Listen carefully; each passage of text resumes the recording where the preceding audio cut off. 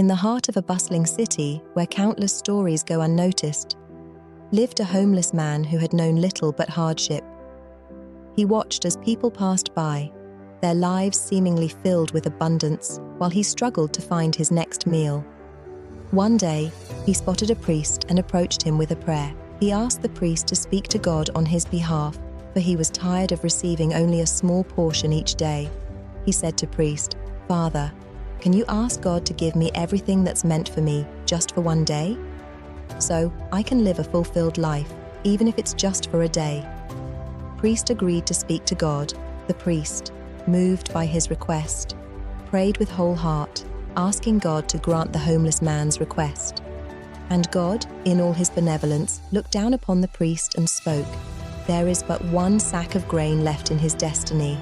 If I give it to him in one day, he shall have nothing for the rest of his life."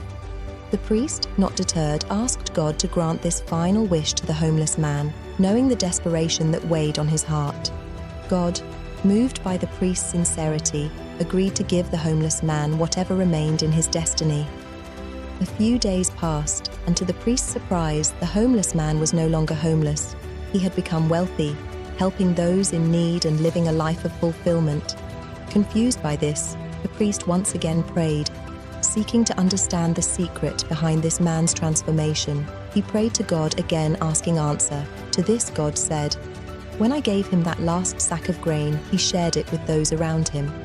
In return, they offered him blessings, and those blessings were the key to his prosperity."